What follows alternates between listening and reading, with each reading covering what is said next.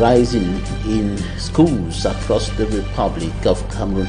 The latest incident occurred in the government technical high school in Bolowa, and of course it is a student that stabbed another student to near death in that academic institution in Bolowa government technical school.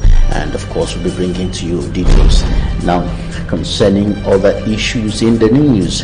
Today we will talk about the problem of water crisis in the southwest region of Chief Town Boya, with Senator Mbela Mokicha calling on the Cameroon Water Utilities Company, Camp Water, to take up its duties and ensure that the people are supplied with enough and good quality water in that part of the country. The problem has been going on for close to 10 years today in the southwest region of Chief Town Boya. Stay with us.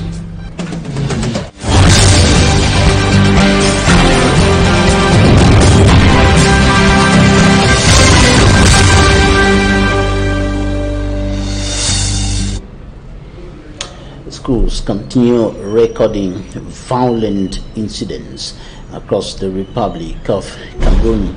Violence has killed, has maimed, has destroyed a lot in several schools in the Republic of Cameroon, and the problem is persisting despite the efforts of education authorities to stop violence in the academic milieu. In the last violent incident recorded in a school in the Republic of Cameroon, that is at in Lycée Technique de Bolowa, Government Technical High School, Bolowa, a student stabbed another student, and that was a student of opposite of Beta Steel Premier in the French subsystem of education, who stabbed another student in a lower class, and the student was stabbed to near death. And of course we are receiving last minute information that the student is responding to treatment in hospital.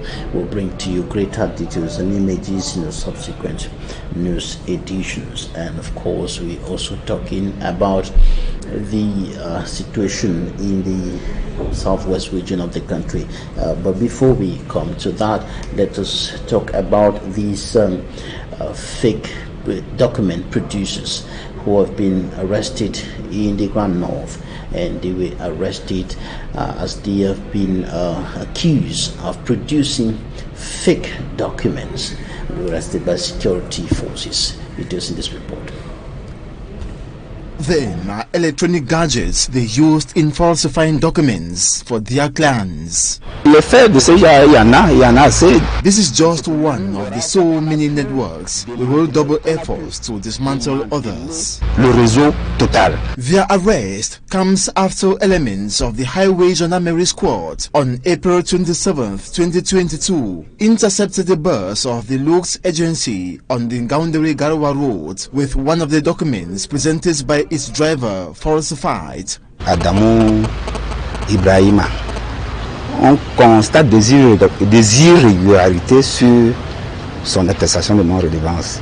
Interrogated, the driver said he paid some forgers who forged him the document. Ce dernier nous déclare avoir remis une certaine somme d'argent à Jamouldini Adamou, qui serait un personnel d'appui aux recettes de finances de Guidère. An investigative order passed by hierarchy saw the gendarme commander and his elements leave Ngaoundéré for Guidère and Garoua in the north region, where these four suspected forgers were arrested alongside a taxation agent. Monsieur Essimbi, au centre des impôts des moyennes entreprises, donc SIM, de Garoua. Findings revealed they have been living on forgery for over 4 years. On s'est rendu compte que c'est un travail qu'ils font depuis au moins 3 ou 4 ans. The suspects have been presented to judges at the Ngaoundéré Court of First Instance to defend themselves. Innocent as a reporting there on producers of false documents arrested in the Damawa region of the Republic of Cameroon. Now we go over to the west region of the country in Bafoussam, where slain penitentiary administrators who were killed in Kumbu in the northwest region of the country recently have been paid the last respect, and of course that is the Penitentiary Administration Regional Delegate for the Northwest Region and 3 others who were killed on the line of duty in the Northwest Region of the country within the context of the close to 6-year-long armed conflict, and they were paid homage today in the West Regional Chief Town, Bafoussam. We shall be updating you on this. And of course, we now bring you back here in Douala to talk about the fire incident that consumed several shops not far from the headquarters of Equinoxe Radio and Television here in Aqua, and several businesses were crumbled, reduced to ashes, amounting to millions of francs CFA. Follow up that story with Immaculate Fogwe.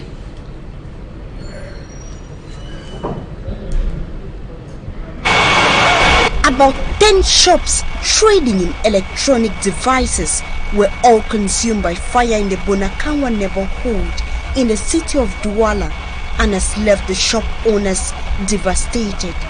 An incident which started at about 6:30 p.m. has destroyed electronic cables and other materials worth millions of francs CFA.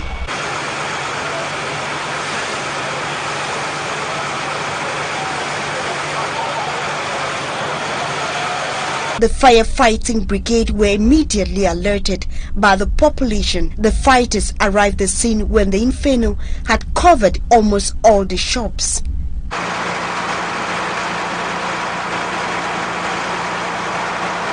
The raging flames attracted a multitude of people who were controlled by the Douala 4 police officers. Circulation was as well crippled. The firefighting brigade were able to contain the flames as the cause of the inferno remains unknown. Meanwhile, investigations have been opened to determine the source of the fire.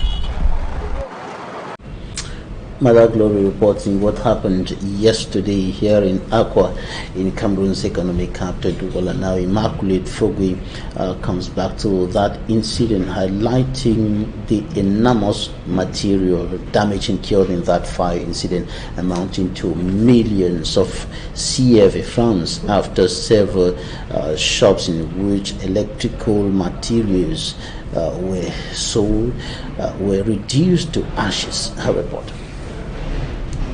After a devastating fire incident consuming over 5 shops around the Mobi-Bonankamwa neighborhood in Douala at about 6:30 p.m. on Wednesday, some boys could be seen on the site the next day trying to gather some scraps of metals. The shops that contained electrical and sanitary appliances has now become a shadow of itself, as 99% of the goods were reduced to ashes. Even the ceilings and the rooftops were not spared by the wild flames. Victims remain inconsolable, seeing their efforts ravished within the blink of an eye. At about 6:30 p.m., I received a call and I was told my store was on fire. I rushed here to see what is happening. I am seeing some persons sorting out scraps of metals which they will later sell. They are not even worried about how the owners of the stores are going to feel. Where am I going to start from? It's really a terrible situation.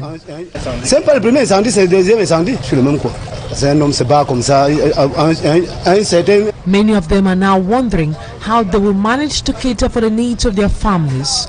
Goods worth millions of francs CFA were lost. Meanwhile, we are yet to ascertain the cause of the inferno.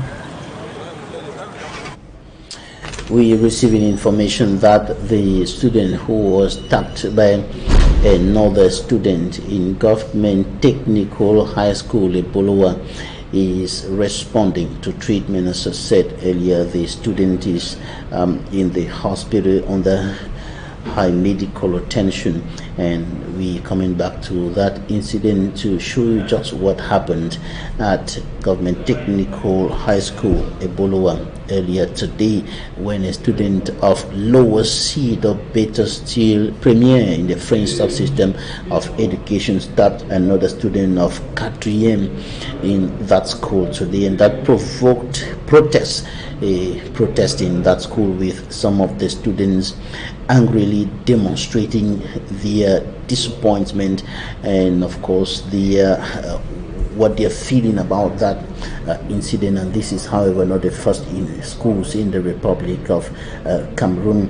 And of course, what happened today almost took away the life of the student who was stabbed to death in a dispute. And of course, we bring into you more updates on this.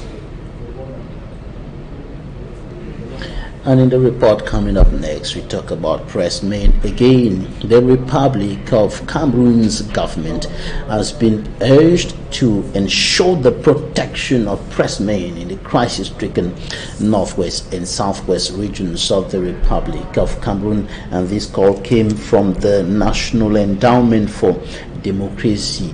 And in a report, the organization shows that press freedom is seriously violated in the northwest and southwest regions of the country because of the unstable socio-political and security situation prevailing there.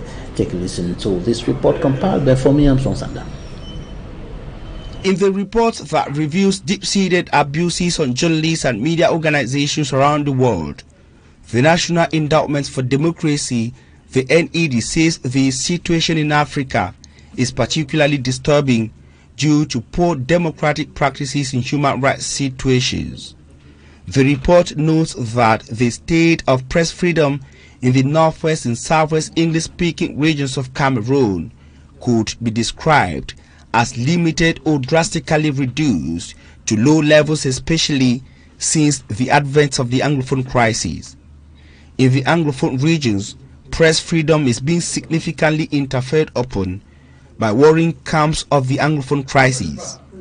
This, the report says, is manifested in the forms of intimidations, restrictions, suspensions, warnings, pressure to censor information exerted on journalists by state officials, state forces as well as separatist forces. The National Endowment for Democracy notes that press operators have suffered untold violations due to their coverage and reporting of the crisis. They have been subject to violations such as threats, loss of jobs, suspensions, abductions, kidnappings, arrests, interpellations, molestations, detentions, imprisonment and even death. As a consequence, this has caused them to adjust their way of reporting in order to be on the safe side.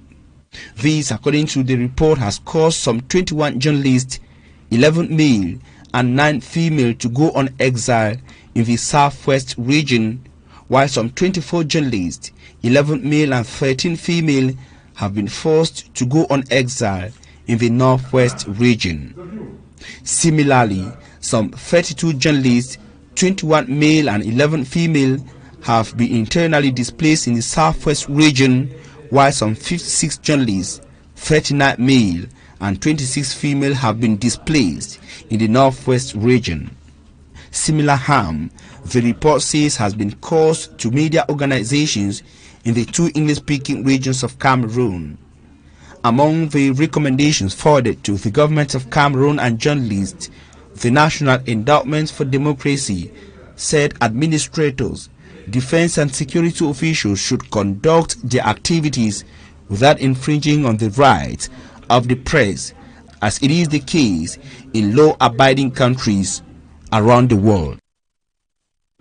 For over 7 years today, inadequate potable water supply has been a major problem In Boya and other parts of the southwest region of the country, Senator Mbela Muki-Charles, member of Cameroon's Upper House of Parliament, is now calling on the water utilities company CamWater to take up its responsibilities and ensure adequate potable water supply for the people of Boya and other parts of the country. And he called on authorities who are in charge of one thing or the other in the nation to be proactive. Take a listen to Senator Mbela Muki-Charles. I'm also passing through the difficulties every Boya citizen is passing through. It is over 7 years now, no drop of water has run through the pipes in my house. And the entire community, when I drive around town and walk around town in the morning and see the number of people who are on our roads with buckets, with containers in search of water, I feel I've not done my job. But then, one of the responsibilities I have is to control government oversight and ensure that the ministers are pursued to, and government, those agencies concerned like CamWater, water supply companies do their job. I have not relented in that advocacy. We did so in 2013 and brought about the Wulika water supply source, but it is poorly managed and CamWater has to assume its responsibility. It is unfortunate that this is happening at a time like this in this century where the population of Boya has outgrown. We have to proact and not just react to situations. Let us be proactive authorities and assume our responsibilities. If we had done so before, we would not have been where we are today.